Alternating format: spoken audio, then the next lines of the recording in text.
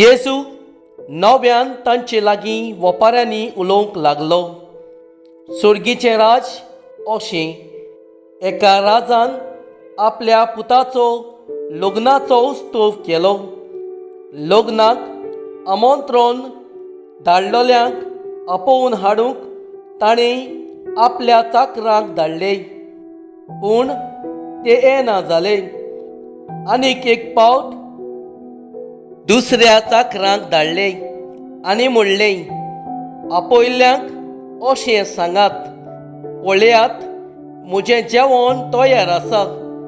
म्हजे पाडे आनी सोरबल्लीं जनवरां हांवें मारलीं आनी सगळें तयार जालें, जेवणाक येयात। पूण तांणी कान दिवून ना आनी एकलो आपल्या भाटांत, दुसरो आपल्या वेपार धंद्याक गेलो।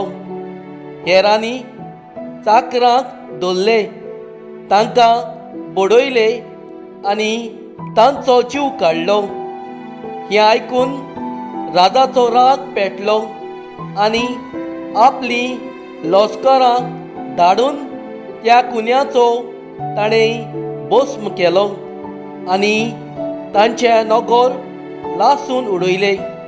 उपरांत ताणें आपल्या चाकरांक सांगलें, लग्नाचें जेवण तर तयार आसा, पूण आपयल्ल्यांक तें फावना जालें। देखून तुमी रस्त्याच्या नाटक्यार वचात आनी तुमकां मेळीत तितल्याकूय लग्नाक आपोवन हाडात। आनी वचून आपणाक मेळ्ळीं तितल्याकूय बऱ्यांक तशेंच वायटांक चाकरांनी जमयलीं आनी लग्नाचो वस्रो सोयऱ्यांनी भरलो। जेवणाक बसयल्ल्यांक पळोवच्या खातीर राजा भितर ये जाल्यार लग्नाची न्हेसोण घालिनासतना थंय आसलेल्या एका मनशाक ताणें देखलो आनी ताका विचारलें, इश्टा, लग्नाचें वस्त्र नासतना तूं हांगा कसो भितर आयलोय? पूण ताणें जाप काडली ना।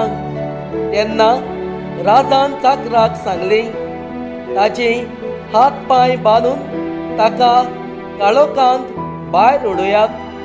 थंय सगळीं रुदोन करून आनी दांत करकरून आसतलीं, कित्याक आपयलोलीं जायतीं, पूण विचून काडलोलीं थोडीं।